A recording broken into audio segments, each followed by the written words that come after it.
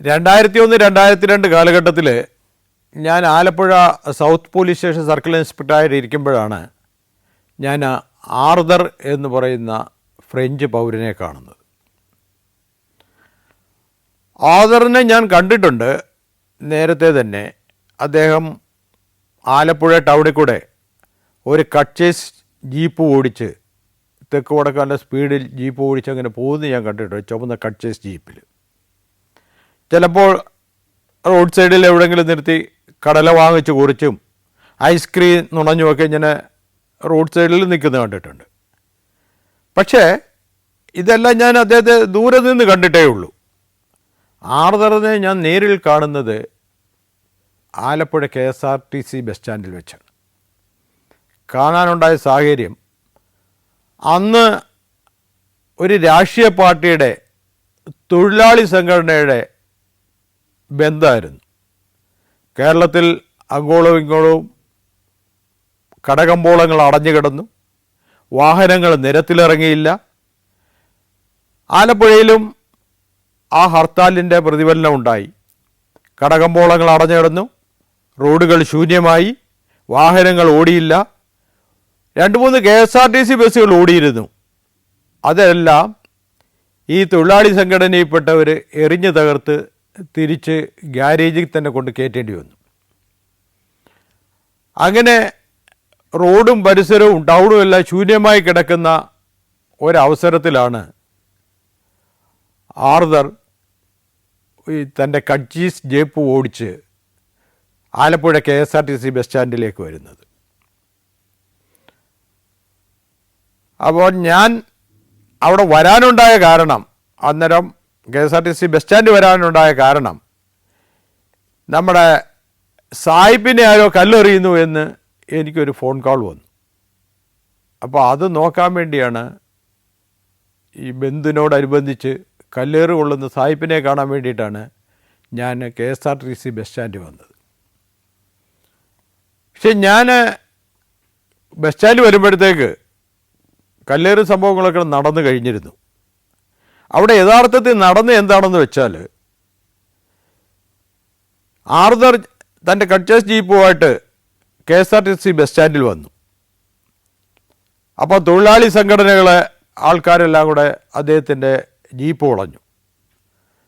Jeep വളഞ്ഞിട്ട് അദ്ദേഹത്തോട് പറഞ്ഞു, ഇവിടെ ഹർത്താലാണ്, നിങ്ങൾ ജീപ്പ് കൊണ്ട് ഇങ്ങനെ റോഡിലിറങ്ങാൻ പാടില്ല, അതുകൊണ്ട് ജീപ്പ് കൊണ്ട് വേഗം സ്ഥലം വിട്ടോണം. അവർക്ക് തൊഴിലാളി സംഘടനകൾക്ക് നേതാക്കന്മാർക്ക് അവർക്കറിയാവുന്ന മലയാളത്തിൽ പറഞ്ഞു. ആർതറിന് അറിയാവുന്ന ഇംഗ്ലീഷിൽ അയാൾ തിരിച്ചു പറഞ്ഞു, ഈ റോഡെന്ന് പറയുന്നത് പൊതുസ്വത്താണ്, ജീപ്പ് എൻ്റെ സ്വന്തമാണ്, ഞാൻ ഈ റോഡിൽ കൂടെ ജീപ്പ് ഓടിച്ചു പോവും, അതിനാർക്കും തടയാൻ അവകാശമില്ല. നിങ്ങൾക്ക് എന്താ അധികാരമാണ് ഞാൻ വണ്ടി ഓടിക്കരുതെന്ന് പറയാൻ? എനിക്ക് ലൈസൻസ് ഉണ്ട്, എൻ്റെ ജീപ്പാണ്, പബ്ലിക് റോഡിൽ കൂടെയാണ് ഞാൻ വാഹനം ഓടിക്കുന്നത്, അതുകൊണ്ട് നിങ്ങൾ പറയുന്നത് അംഗീകരിക്കാൻ ഞാൻ തയ്യാറല്ല. അപ്പോൾ ആ കൂടിയെന്നാരം പറയും, വേണമെങ്കിൽ എടുത്തുകൊണ്ട് പോയി സായിപ്പേ എന്ന് പറഞ്ഞ് ജീപ്പിൻ്റെ ബോണറ്റിലിട്ട് 2 അടി അടിച്ചു ഏതോ ഒരുത്തൻ. ആർതർ അയാളുടെ കൈ തട്ടി മാറ്റി, എൻ്റെ ജീപ്പിൽ തൊട്ട് പോകരുത് എന്ന് പറഞ്ഞു. ഉടൻ തന്നെ ഇതിൻ്റെ നേതാക്കന്മാർക്കും ഈ സംഘടന അനുയായികൾക്കൊന്നും അത്ര ഇഷ്ടപ്പെട്ടില്ല. അവർ മാറി നിന്നിട്ട് ആർതറിനെ കല്ലെറിഞ്ഞു. ആർതർ പേടിച്ചോടിയില്ല. അവരെറിഞ്ഞ അതേ കല്ലുകൾ തന്നെ പെറുക്കി ജീപ്പിന് മറിഞ്ഞു നിന്നുകൊണ്ട് പെറുക്കി ആർതർ തിരിച്ചെറിഞ്ഞു. അവസാനം ഈ തൊഴിലാളി സംഘടനക്കാർ തോറ്റ് പിന്മാറേണ്ടി വന്നു ആർതറിൻ്റെ കല്ലേറിൻ്റെ പുറത്ത്. അതിന് ആർതറിനെ എങ്ങനെ ഒഴിഞ്ഞും തിരിഞ്ഞു നിന്ന് എറിയണമെന്ന് നന്നായി അറിയാമായിരുന്നു. അയാൾ ഒറ്റയ്ക്ക് നിന്ന് ഒന്നിലധികം ആൾക്കാരുള്ള ആ സംഘടനാ പ്രതിനിധികളോട് ഒറ്റയ്ക്ക് ഏറ്റുമുട്ടി അയാൾ വിജയം വരിച്ച് നിൽക്കുന്ന സമയത്താണ് ഈ ഫോൺ മെസ്സേജിൻ്റെ പുറത്ത് ഞാൻ KSRTC ബസ് സ്റ്റാൻഡിലേക്ക് ചെല്ലുന്നത്. ഒരു 40-45 വയസ്സുള്ള സുമുഖനായ ഒരു വിദേശ പൗരൻ, ഷർട്ട് ഇൻ ചെയ്ത്, ഒരു ലൈറ്റ് ബ്ലൂ ഷർട്ട് ഇട്ട്, ഷർട്ട് ഇൻ ചെയ്ത് വെട്ടിയ മുടിയും നല്ല അത്ലറ്റിക് ബോഡിയും നല്ല തൻ്റെയിടമുള്ള മുഖഭാവവുമായിട്ട് ആർദർ ജീപ്പിൽ കയറാൻ നേരത്തേക്കാണ് ഞാൻ അവിടെ ചെല്ലുന്നത്. സംഭവം അറിഞ്ഞ് ഞാൻ ചെല്ലുമ്പോൾ തന്നെ ആർദർ ഇറങ്ങി വന്നിട്ട് എനിക്ക് ഷേക്കൻഡ് വന്നിട്ട് പറഞ്ഞു, ഞാൻ പോവുകയാണ്, ഇവിടെ പ്രത്യേകിച്ച് സംഭവമൊന്നുമില്ല, എല്ലാം കഴിഞ്ഞു എന്ന് പറഞ്ഞിട്ട് ആർദർ പോവുകയും ചെയ്തു. അങ്ങനെയാണ് ആർദറിനെ ഞാൻ ആദ്യമായി കാണുന്നത്. അതിനുശേഷം പിന്നീട് അദ്ദേഹത്തെ ഞാൻ കാണുന്നത്, അദ്ദേഹം പോലീസ് സ്റ്റേഷനിൽ ഒരു പരാതിയുമായി ഒരു 6 മാസം കഴിയുമ്പോൾ വന്നു. 6 മാസം കഴിയുമ്പോൾ അദ്ദേഹം വന്ന പരാതിയുമായി വന്നത് എന്താണെന്ന് വെച്ചാൽ, അദ്ദേഹത്തിൻ്റെ കുട്ടിയെ അദ്ദേഹത്തിൻ്റെ ഭാര്യ എടുത്തുകൊണ്ട് കൽക്കട്ടയ്ക്ക് പോയിരിക്കുകയാണ്. ആ കുട്ടിയെ ഞാൻ ഭാര്യയുടെ കയ്യിൽ നിന്ന് വാങ്ങിച്ചു കൊടുക്കണം. അതാണ് അദ്ദേഹത്തിൻ്റെ പരാതിയിൽ എഴുതിയിരിക്കുന്നത്. എന്നിട്ട് ആർദർ അതിനുള്ള സാഹചര്യത്തിൻ്റെ പിന്നാമ്പുറ കഥകൾ എന്നോട് വിവരിച്ചു പറഞ്ഞു. അതിങ്ങനെയാണ്. ഒരു 5-6 വർഷങ്ങൾക്ക് മുമ്പ് ആർദർ ഇന്ത്യ കാണാൻ വേണ്ടിയിട്ട് ഫ്രാൻസിൽ നിന്ന് കൽക്കട്ടയിൽ വന്നിറങ്ങി. കൽക്കട്ടയിലെ ഒരു ലോഡ്ജിൽ റൂമെടുത്ത് താമസിച്ചു. അപ്പോൾ അദ്ദേഹം പകല് നടന്ന് കൽക്കട്ടയുടെ തെരുവീതികളിൽ കൂടെ നടന്ന് നഗരം വിട്ട് പുറത്തേക്ക് നടന്ന് ഇങ്ങനെ നടന്ന് സ്ഥലങ്ങൾ കണ്ടു വരികയാണ്. അദ്ദേഹം ഇന്ത്യയിലെത്തിയതിൻ്റെ 4ാമത്തെ ദിവസം ഇങ്ങനെ നടന്നു വരുമ്പോൾ പെട്ടെന്ന് ഒരു പെൺകുട്ടി റെയിൽവേ ട്രാക്കിൽ കൂടെ നടന്നു പോകുന്നത് കണ്ടു. ദൂരെ നിന്ന് ട്രെയിൻ വരുന്നുണ്ട്. അദ്ദേഹം ആ പെൺകുട്ടി ആ റെയിൽവേ ട്രാക്കിൽ കൂടെ പോയി കഴിഞ്ഞാൽ ട്രെയിൻ മുട്ടി മരിക്കും. ഉടൻ തന്നെ സൈഡിലെ റോഡിൽ കൂടെ നടന്നു വന്നു ആർദർ ഉടൻ തന്നെ റെയിൽവേ ട്രാക്കിലേക്ക് ഇറങ്ങി ആ പെൺകുട്ടിയെ വലിച്ച് ദൂരേക്ക് മാറ്റി അതിനെ രക്ഷപ്പെടുത്തി. ആ പെൺകുട്ടി ആർദറിനോട് വളരെ ദേഷ്യപ്പെട്ട് സംസാരിച്ചു. നിങ്ങൾ എന്തിനെന്നെ രക്ഷപ്പെടുത്തി? ഞാൻ ആത്മഹത്യ ചെയ്യാൻ വേണ്ടി വന്നതാണ്. നിങ്ങൾക്ക് എന്ത് അധികാരമാണ് എൻ്റെ ജീവിതത്തിൽ കടന്നു വന്നിട്ട്? നിങ്ങൾ എന്തിനെ എന്നെ രക്ഷിച്ചു എന്ന് പറഞ്ഞിട്ട് ഭയങ്കരമായിട്ട് അദ്ദേഹത്തിനോട് ദേഷ്യപ്പെട്ടു. പക്ഷേ ആർദർ ആ പെൺകുട്ടിയോട് പറഞ്ഞു, നിങ്ങൾക്ക് എന്താണ് പ്രശ്നം? അപ്പോൾ ആ പെൺകുട്ടി നല്ല വിദ്യാഭ്യാസമുള്ള പെൺകുട്ടിയാണ്. ഇംഗ്ലീഷ് സംസാരിക്കുന്നതാണ്. അവർക്ക് പരസ്പരം ഇംഗ്ലീഷ് സംസാരിച്ച് പരസ്പരം കാര്യങ്ങൾ മനസ്സിലാക്കുന്നതാണ്. പറഞ്ഞ് വീട്ടിൽ അമ്മയോടും അച്ഛനോടും വഴക്കിട്ടിട്ട് വന്നതാണ്. വീട്ടിലേക്ക് മടങ്ങിപ്പോകാൻ തയ്യാറല്ല. എനിക്ക് മരിക്കണം, അതിനുവേണ്ടി ഞാൻ വന്നതാണ്. നിങ്ങളെന്തിനെന്നെ ശല്യം ചെയ്തത്? അത് പറഞ്ഞ് നിങ്ങളങ്ങനെ മരിക്കാൻ പാടില്ല. നിങ്ങൾ അങ്ങനെ ആർക്കും സ്വയം മരിക്കാൻ അവകാശമില്ല എന്ന് പറഞ്ഞിട്ട് ആർദർ ഈ പെൺകുട്ടിയെ കൂട്ടിക്കൊണ്ടുപോയി. എന്നിട്ട് ആ കുട്ടിയുടെ വീട് എവിടെയാണെന്ന് ചോദിച്ചു. വീട് പറയാനോ അഡ്രസ്സ് പറയാനോ ഒന്നും ആ കുട്ടി തയ്യാറല്ല. നിങ്ങളെ വീട്ടിൽ കൊണ്ടാക്കാം, നിങ്ങൾ എവിടെയാണ്, നിങ്ങളുടെ വീട് എവിടെയാണെന്ന് പറയൂ. വീട്ടിൽ കൊണ്ടാക്കാൻ വേണ്ടി എനിക്ക് വീട്ടിലേക്ക് പോകാൻ താല്പര്യമില്ല. എൻ്റെ അഡ്രസ്സ് പറയാനും എനിക്ക് താല്പര്യമില്ല. ഞാൻ വീട്ടിൽ പോകാനും തയ്യാറല്ല. ഞാൻ അങ്ങനെ പോകാൻ ഉദ്ദേശിക്കുന്നില്ല.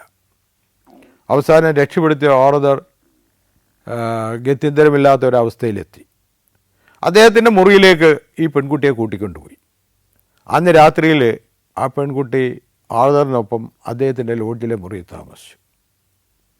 അന്ന് രാത്രിയിൽ അവർ ശാരീരികമായി ബന്ധപ്പെടുകയും ചെയ്തു. അടുത്ത ദിവസം രാവിലെ പെൺകുട്ടിയോട് പറഞ്ഞു, നിങ്ങൾ ഇനിയെങ്കിലും പറയൂ, നിങ്ങളുടെ അഡ്രസ്സ് പറയൂ, ഞാൻ അവിടെ കൊണ്ടാക്കാം. ആ പെൺകുട്ടി അഡ്രസ്സ് പറയാൻ തയ്യാറായി. ആർദർ പെൺകുട്ടിയും കൂട്ടി കൽക്കട്ട സിറ്റിയിലുള്ള അവരുടെ വീട്ടിലേക്ക് ചെന്നു. അവരുടെ അച്ഛനോടും അമ്മയോടും പറഞ്ഞു, പെൺകുട്ടി ഇന്നലെ രാത്രി ഇങ്ങനെ സൂയിസൈഡ് ചെയ്യാൻ പോയതാണ്, ഞാൻ രക്ഷപ്പെടുത്തിക്കൊണ്ട് വന്നതാണ്. നിങ്ങൾ ആ പെൺകുട്ടിയെ സ്വീകരിച്ചിട്ട് അവിടെ കൂടെ നിർത്താൻ നോക്കണമെന്ന് പറയും. പക്ഷെ അവർ തയ്യാറാണ്, അച്ഛനമ്മയും തയ്യാറാണ്. ഈ പെൺകുട്ടിയുടെ പേര് മിനി എന്നാണ്. അപ്പോൾ മിനി അച്ഛനും അമ്മയ്ക്കും ഒപ്പം നിൽക്കാൻ തയ്യാറല്ല. അവരോട് ഭയങ്കര ദേഷ്യത്തിലാണ് ആ കുട്ടി പെരുമാറിയത്. അവൾ പറഞ്ഞു, അങ്ങനെ ഉണ്ടെങ്കിൽ ഞാൻ അച്ഛനും അമ്മയ്ക്കും ഒപ്പം നിൽക്കില്ല, ഞാൻ ആർദറിനൊപ്പം വരാമെന്ന് പറഞ്ഞു. അച്ഛനും അമ്മയും എത്ര നിർബന്ധിച്ചിട്ടും മിനി അവരുടെ ഒപ്പം നിൽക്കാൻ തയ്യാറില്ല.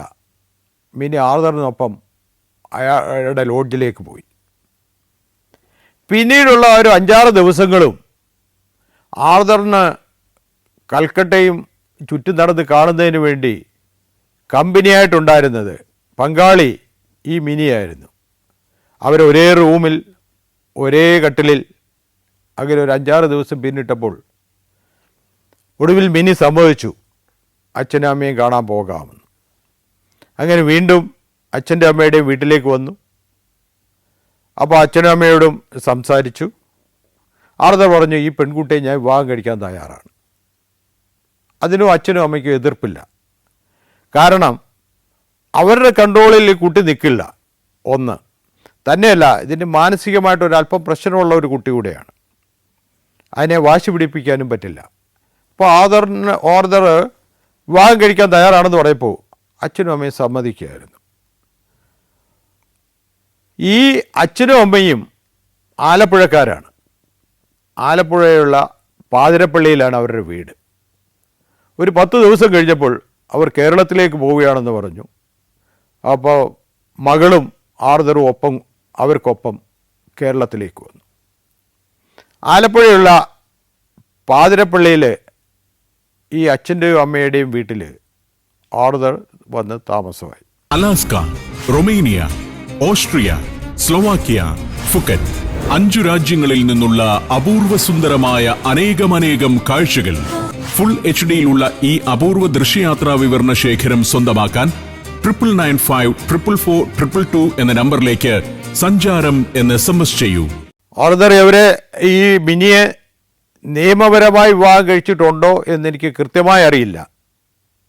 ഏതായാലും അവർ ഭാര്യാഭർത്താക്കന്മാരായിട്ടാണ് പാതിരപ്പള്ളിയിലെത്തിയത്.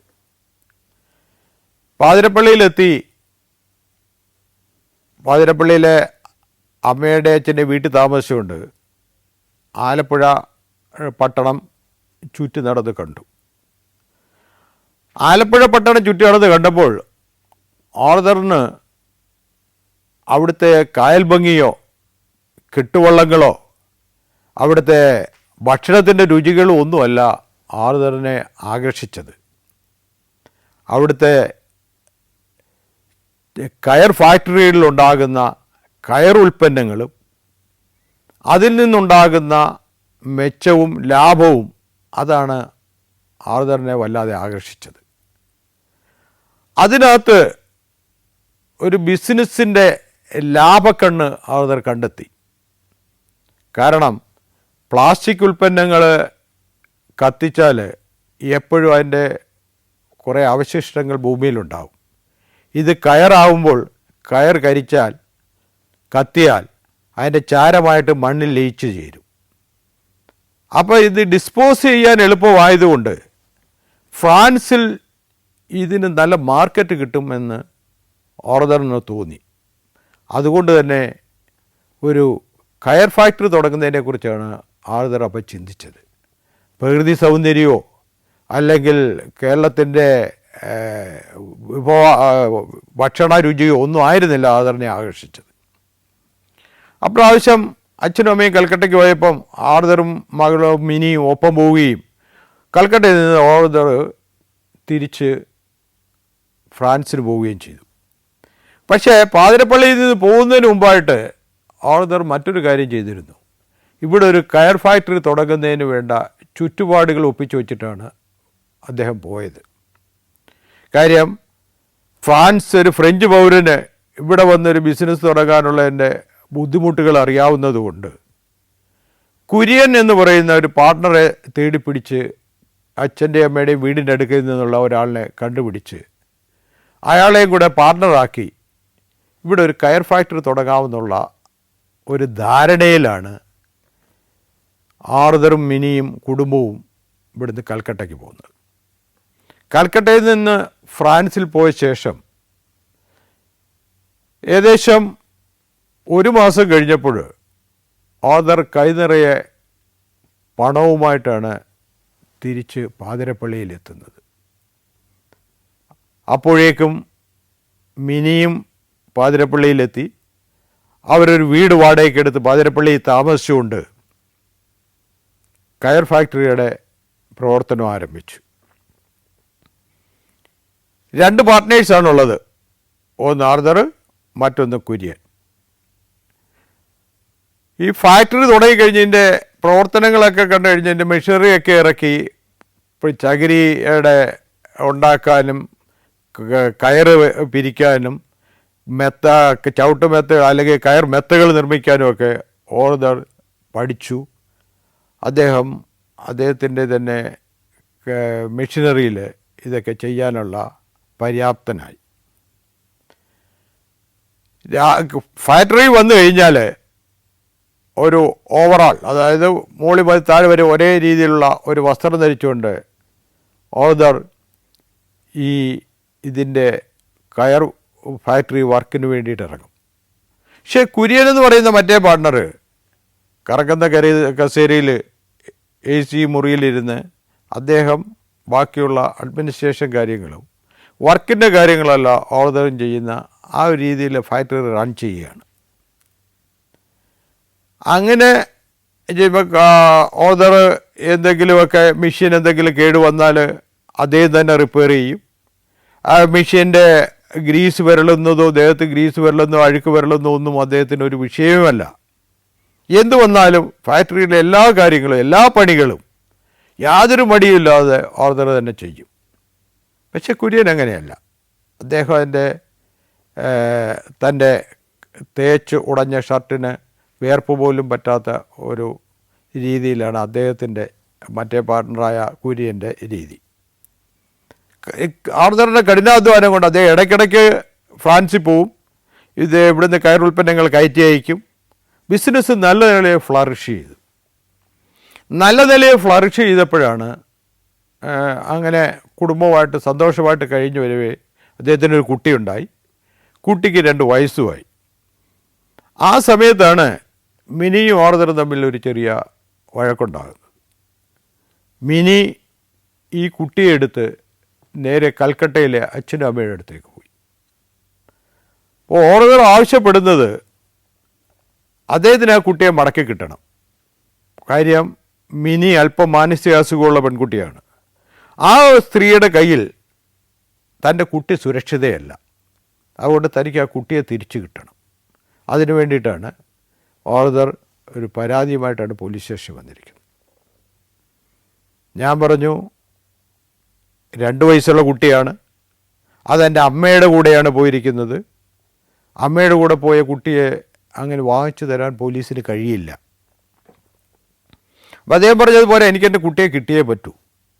ഞാൻ പറഞ്ഞ് ഇന്ത്യയിലെ നിയമം അനുസരിച്ച് അങ്ങനെ പോലീസിന് പ്രത്യേകിച്ച് ചെയ്യാൻ പറ്റില്ല. നിങ്ങൾക്കത് വേണമെങ്കിൽ കോടതിയിൽ പോകാം. അപ്പോൾ അത് കോടതിയിൽ പോകാൻ ഓർഡറിന് താല്പര്യമില്ല. ഒരു പക്ഷേ നിയമപരമായി വിവാഹം കഴിക്കാത്തതുകൊണ്ടാകാം, അല്ലെങ്കിൽ ഒരു വിദേശ പൗരനായതുകൊണ്ടാകാം. എന്തുകൊണ്ടാണെന്നറിയില്ല, അദ്ദേഹത്തിന് കോടതിയിൽ പോകാൻ താല്പര്യമില്ല. പോലീസ് കുട്ടിയെ വാങ്ങിച്ചു കൊടുക്കണം. ഞാൻ പറഞ്ഞു പോലീസിനെ കുട്ടിയെ വാങ്ങിച്ചു തരാൻ കഴിയില്ല. കാര്യം 2 വയസ്സുള്ള കുട്ടിയാണ്, എൻ്റെ അമ്മയുടെ കൂടെയാണ് പോയിരിക്കുന്നത്, അത് കൽക്കട്ടയിലാണ് പോയിരിക്കുന്നത്. നമുക്ക് നിയമപരമായി പോലീസിന് ഒന്നും ചെയ്യാൻ കഴിയില്ല. പക്ഷെ അദ്ദേഹത്തിന് കുട്ടിയെ കിട്ടിയേ പറ്റൂ.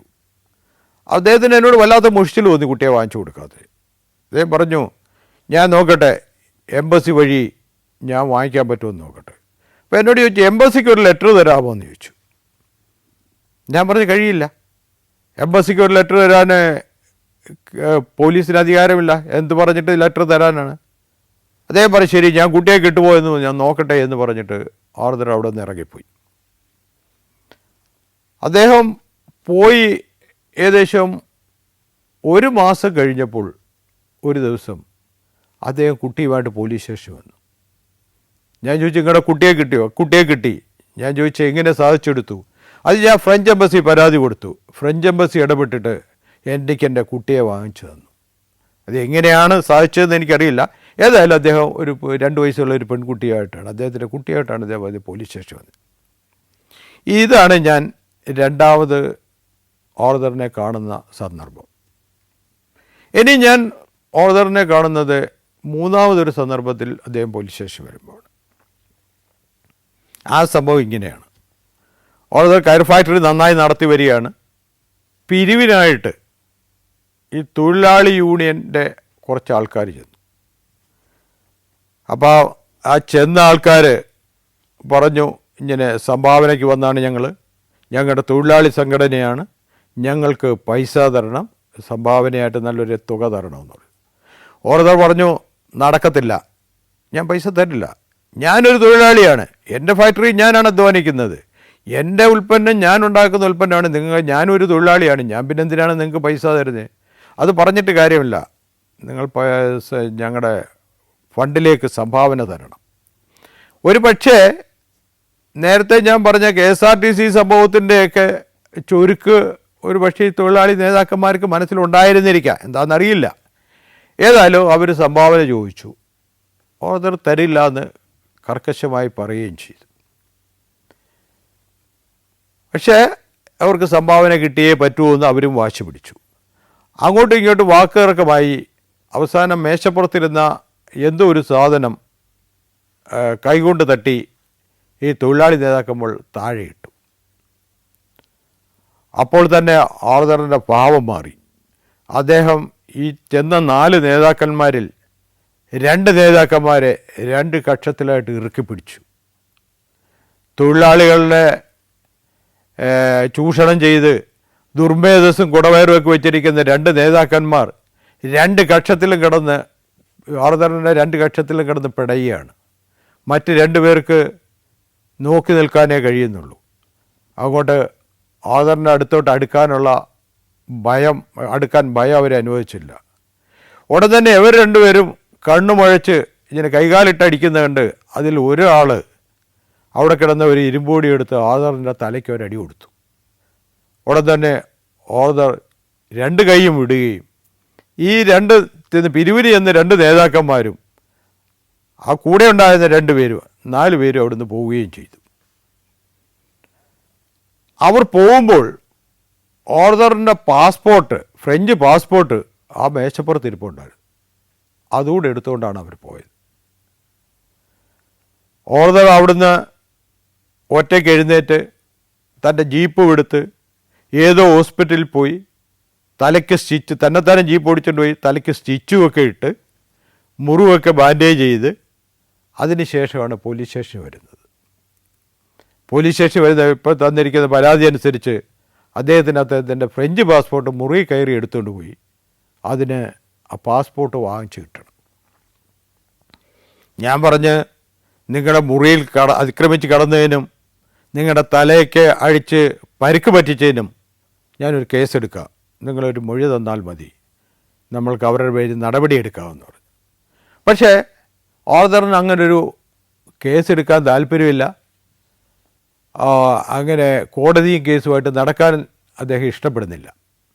അദ്ദേഹത്തിന് എങ്ങനെയും അദ്ദേഹത്തിൻ്റെ പാസ്പോർട്ട് മടക്കി കിട്ടിയാൽ മതി. ഞാൻ പറഞ്ഞു, പാസ്പോർട്ട് മടക്കി കിട്ടുക എന്ന് പറഞ്ഞാൽ നിയമപരമായിട്ടാണെങ്കിൽ നമുക്കത് ചെയ്യാവുന്ന കാര്യമേ ഉള്ളൂ. പക്ഷേ ഓർഡർ ഒരു രീതിയിലും തയ്യാറല്ല. അങ്ങനെ വന്ന ഒരു സാഹചര്യത്തിൽ ഓർഡറിൻ്റെ വിശദീകരണത്തിൽ നിന്ന് നേതാക്കന്മാരാരാണെന്ന് മനസ്സിലായി. ഞാൻ അവരെ വിളിച്ച് ഞാൻ സംസാരിച്ചു. അദ്ദേഹം ഒരു ഫ്രഞ്ച് പൗരനാണ്, വിദേശ പൗരനാണ്. അദ്ദേഹത്തിൻ്റെ മുറിയിൽ അദ്ദേഹത്തെ തലതല്ലി പൊട്ടിച്ചിരിക്കുകയാണ്, പാസ്പോർട്ട് മോഷ്ടിച്ചുകൊണ്ട് പോയിരിക്കുകയാണ്. ഇതിനൊരു കേസെടുത്താൽ നിങ്ങൾ നേതാക്കന്മാരെല്ലാം അകത്തായി പോകും, അതുകൊണ്ട് പാസ്പോർട്ട് കൊടുത്ത് ഏർപ്പാട് തീർക്കുന്നതാണ് നല്ലതെന്ന് പറഞ്ഞു. അപ്പോൾ അവർക്ക് അതിൻ്റെ ആ ഗൗരവം മനസ്സിലായി. അവരതനുസരിച്ച് പാസ്പോർട്ട് തിരിച്ചു കൊടുക്കാൻ തയ്യാറായി. അവർക്ക് ഒറ്റ അപേക്ഷയേ ഉള്ളൂ, ഇനി അവരോട് വേറെ ഉപദ്രവത്തിനൊന്നും ചെല്ലാതിരുന്നാൽ മതി. ഓർഡറിനെ സംബന്ധിച്ചിടത്തോളം അദ്ദേഹം വളരെ നിഷ്പക്ഷനും വളരെ നിയമത്തെ അനുസരിക്കുന്നവനൊക്കെയാണ്. അദ്ദേഹത്തിന് അങ്ങനെയുള്ള വ്യക്തിവിരോധമൊന്നും ആരോടും ഇല്ല. നിയമവിരുദ്ധമായി ആര് പറഞ്ഞാലും അനുസരിക്കാൻ തയ്യാറല്ലാത്ത തൻ്റേടിയായ ആരോഗ്യദൃഢഗാത്രനായ ഒരു മനുഷ്യനാണത്. അതുകൊണ്ട് തന്നെ അദ്ദേഹം പറഞ്ഞു, ആരോടും ഒരു പ്രതികാരവുമില്ല, എനിക്ക് എൻ്റെ പാസ്പോർട്ട് കിട്ടുക മാത്രമേ ആവശ്യമുള്ളൂ. കാരണം എൻ്റെ ബിസിനസ് ആവശ്യങ്ങൾക്കും എൻ്റെ ബന്ധുക്കളെ സന്ദർശിക്കുന്നതിനൊക്കെ എനിക്ക് ഫ്രാൻസിൽ ഇടയ്ക്കിടയ്ക്ക് പോകുന്നുണ്ടാണ്. എനിക്കതിന് എൻ്റെ പാസ്പോർട്ട് കിട്ടിയാൽ മതിയാവും. അതിനപ്പുറം എനിക്ക് അവരോട് യാതൊരു വിരോധവുമില്ല. എൻ്റെ പാസ്പോർട്ട് വന്നു കഴിഞ്ഞാൽ എൻ്റെ വിഷയം ഇവിടെ തീരുവാണ്. അതിൻ്റെ പേർത്ത് ഒരു കേസിന് നടക്കാനൊന്നും ഞാൻ തയ്യാറുമല്ല. എനിക്ക് പാസ്പോർട്ട് കിട്ടിയില്ലെങ്കിൽ ആ പാസ്പോർട്ട് എങ്ങനെ കൈപ്പറ്റാൻ പറ്റും, അല്ലെങ്കിൽ ആ പാസ്പോർട്ട് എങ്ങനെ മടക്കിയെടുക്കാൻ പറ്റുമെന്ന രീതിയിലേക്ക് ഞാൻ ചിന്തിക്കേണ്ടി വരും. അത് ഏതുമാകാം, അതല്ലാതെ എനിക്ക് മറ്റ് ആവശ്യങ്ങളൊന്നുമില്ല എന്ന് പറഞ്ഞു. അതുകൊണ്ട് തന്നെ നേതാക്കന്മാർക്ക് ആർദറിനെക്കുറിച്ച് അറിയാവുന്നതുകൊണ്ട് തന്നെ അവർ ആ പാസ്പോർട്ട് മടക്കി കൊടുക്കാനും തയ്യാറായി. അങ്ങനെ ആ പാസ്പോർട്ട് കൊടുത്ത് ആ വിഷയം തീർന്നു. അതിനുശേഷം ഞാൻ ഓർദറിനെ പലപ്പോഴും ആലപ്പുഴ പട്ടണത്തിൽ വെച്ച് പല പല സന്ദർഭങ്ങളിലും കാണാനിടയായിട്ടുണ്ട്. പിന്നീട് വേറെ ഒരു മദാമയോടൊപ്പം 2-3 മദാമ കുട്ടികളോടൊപ്പം കട്ട്ചേസ് ജീപ്പ് ഓടിച്ച് പോകുന്നത് ഞാൻ പിന്നീട് പലപ്പോഴും കണ്ടിട്ടുണ്ട്. അപ്പോൾ ഞാൻ മനസ്സിലാക്കി, ഞാൻ ചിന്തിച്ചത് ഓർദർ മിനിയെ ഉപേക്ഷിച്ച് കാണണം. ഫ്രാൻസിൽ പോയപ്പോൾ മറ്റൊരു വിവാഹം കഴിച്ചിട്ടുണ്ടാവണം. ആ സ്ത്രീയുടെ കുട്ടികളും അവരുമായിട്ട് വന്നിട്ട് ഓർദർ ഇപ്പോൾ പാതിരപ്പള്ളി താമസിക്കുകയാണെന്നാണ് ഞാൻ മനസ്സിലാക്കിയത്. ഞാൻ അന്വേഷിച്ചപ്പോഴും അങ്ങനെ തന്നെയാണ് മനസ്സിലായത്. ആ 3 കുട്ടികളും അതിൽ ഒരു കുട്ടി ഓർദറിൻ്റെ മിനിയിലുള്ള കുട്ടിയും മറ്റു 2 കുട്ടികൾ ആ കൂടെ ഇരിക്കുന്ന വിദേശ വനിതയുടെ കുട്ടികളുമാണ്. ഈ സ്ത്രീയും ഓർദറും ഈ 3 കുട്ടികളും ആയിട്ടാണ് ഇപ്പോൾ ആ ഫാക്ടറി നടത്തുന്നത്. ആ പിഞ്ചു കുട്ടികൾ പോലും അവരവരാ കഴിയുന്ന ജോലികൾ ആ കയർ ഫാക്ടറി ചെയ്യും. ആ വിദേശ ലേഡി, അതായത് ഇപ്പം ഓർദറിൻ്റെ കൂടെയുള്ള ഭാര്യ, അവർക്കും കയർ വിരിക്കാനും കയർ തടുക്കുകൾ നെയ്യാനും കയർ ഫാക്ടറി റൺ ചെയ്യാനും ഒക്കെ അവരും പഠിച്ചു. അവരെല്ലാവരും കുടുംബത്തോടെ ഒരുമിച്ച് ആ കയർ ഫാക്ടറി സന്തോഷമായിട്ട് റൺ ചെയ്യുന്നതായിട്ടാണ് ഞാൻ മനസ്സിലാക്കിയത്. ഓർദർ ഇപ്പോൾ ആലപ്പുഴ ടൗണിലുണ്ടോ എന്ന് എനിക്കറിയില്ല. ഇംഗ്ലീഷ് അറിയാത്ത കടലക്കച്ചവടക്കാരനും മലയാളം അറിയാത്ത സായിപ്പും തമ്മിൽ പരസ്പരം സംസാരിച്ച് ചെയ്യുകയും അവർക്ക് ഭാഷ മനസ്സിലായില്ലെങ്കിലും അവരുടെ ആശയങ്ങൾ അങ്ങോട്ടും ഇങ്ങോട്ടും പരസ്പരം കൈമാറി. അങ്ങനെ ഭാഷ അറിയാത്ത അവർ തമ്മിലൊരു അടുപ്പം ഉണ്ടാവുകയും ഈ വില്യം, അതായത് നാട്ടുകാരൊക്കെ അയാൾ സായിപ്പ് എന്നാണ് വിളിക്കുന്നത്, സായിപ്പിൻ്റെ അല്പം പൈസ കടം ചോദിക്കുകയും ചെയ്തു.